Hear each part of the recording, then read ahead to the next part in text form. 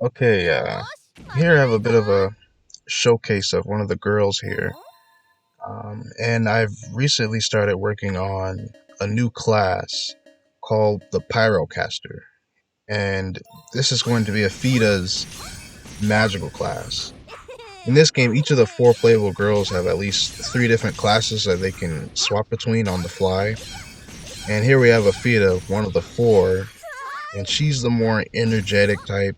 She's outgoing, kind of childlike or Genki of the pack, and I was having some trouble coming up with what class for her to use. I've had her where she's was going to be like a warrior or uh, something unique altogether, but basically her three classes are the Krajic warrior, which is basically like a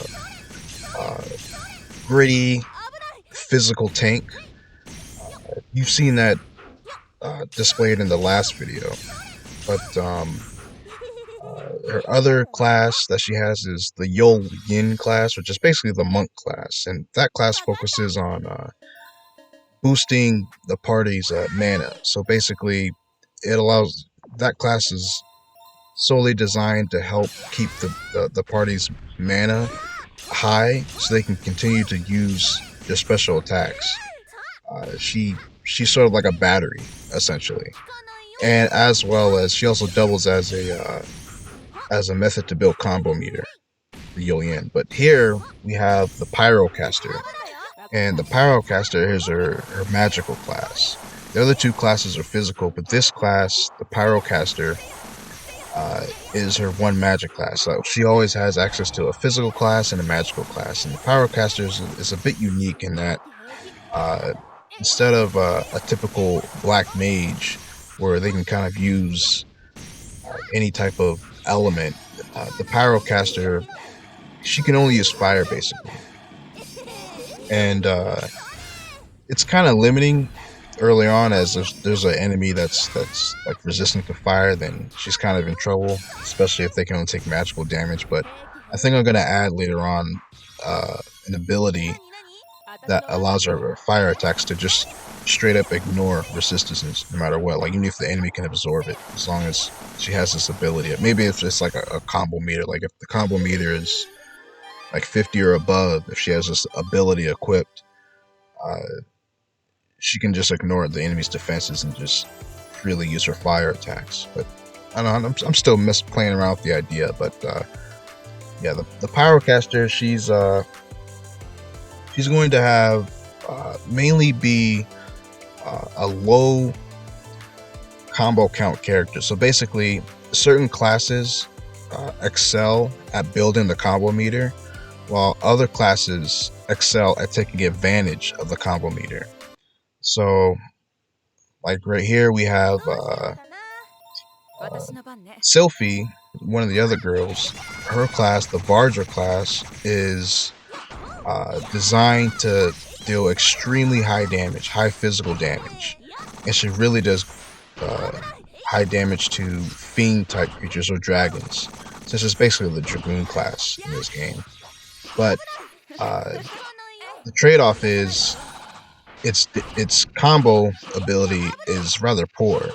So what you want to do is that you're going to want to have each of the girls take up a role. So maybe if you're fighting against an opponent that can take a lot of physical damage, maybe have a FIDA as the Yo Yin, which is good at building combos, paired up with Sylphie's Barger class, which excels at taking advantage of the high combo meter. So that way you can really dish a lot of damage out. And then maybe have the other two girls out of the four be support, like put up barriers or healing or whatnot.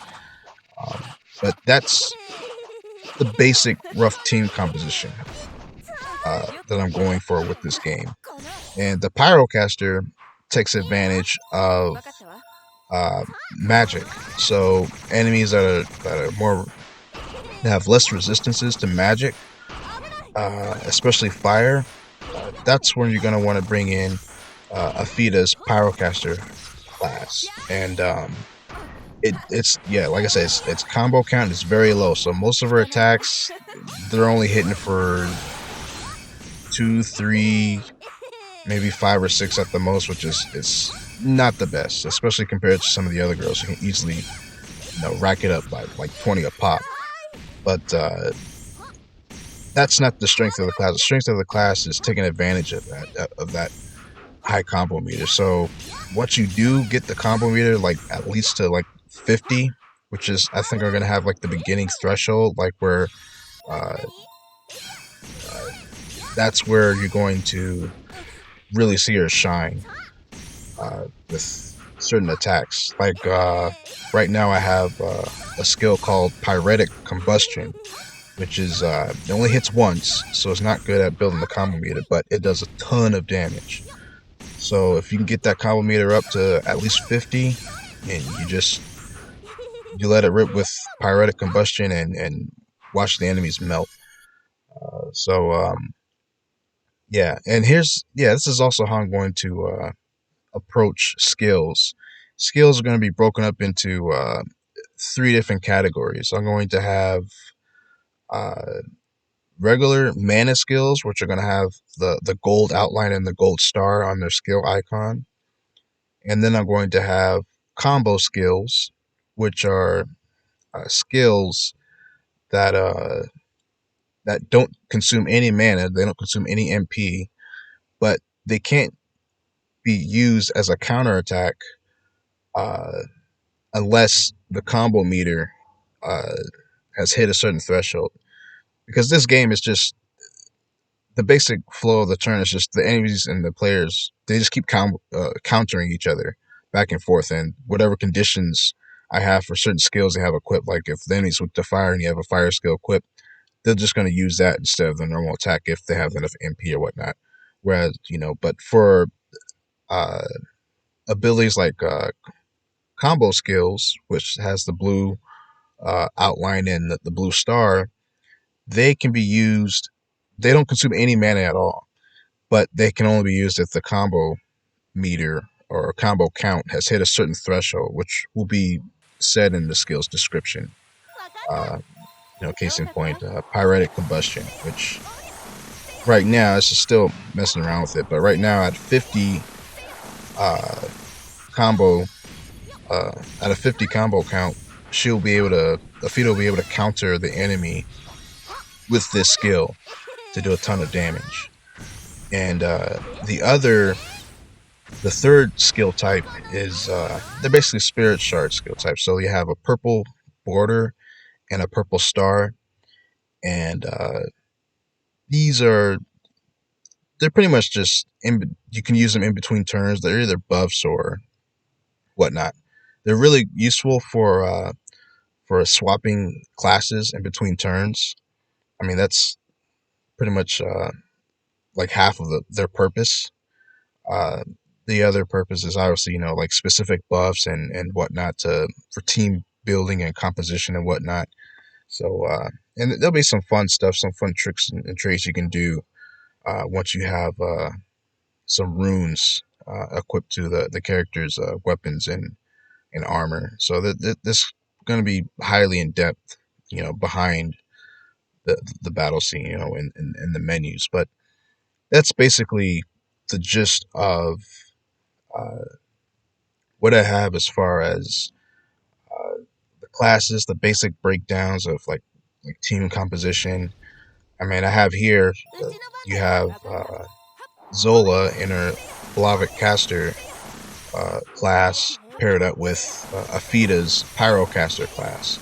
And Zola's Blavic Caster class, this class, it's really strong. It's basically a combo builder, a magical combo builder, but she also does like high damage as well. So she's really nutty, but she's the main character.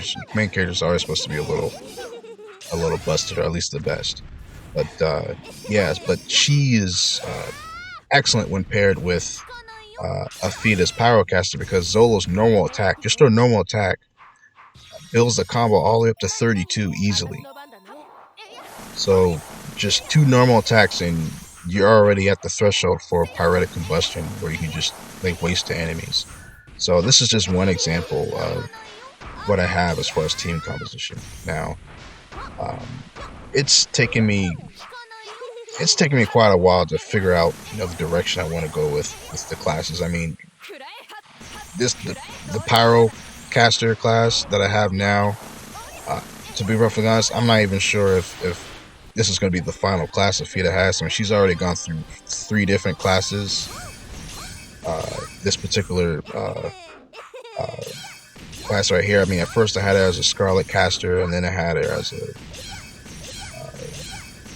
like a spell blade, and I've experimented with a few others, but it's really tricky figuring out what the third class is going to be for her. Like Tragic Warrior, which you saw in the previous video, and then the Yolian, the Monk class, they're pretty set in stone. They're pretty solid because their roles are highly defined, but uh, coming up with a strong magic class for her was pretty tough. At one point I had a blue mage type class for her, but I think that the pyrocaster kind of fits her personality, and it fits that need for uh, a strong, identifiable magic type role. And this class will also have some defensive capabilities as well. It'll be able to heal, maybe even have like a resurrect, maybe like a phoenix type move or something like that has a high cost. But yeah, it can bring some utility. It can lower the enemy's fire resistance. So I think I might stick with this class. And also, I like the design. I spent some time to tweak the design. I like the weapon that I've tweaked, and the outfit. I think it looks nice. But yeah, this class is. I think I'm gonna stick with this class and move forward with this. Yeah. Now, if you guys like this, I'll do another class breakdown of maybe I'll go over Zola's Blava caster class, or her Ginvik caster class, which is the healer class. So we'll see. But yeah, just let me know in the comments, and I'll get back to you guys. Thank you. Take care, guys.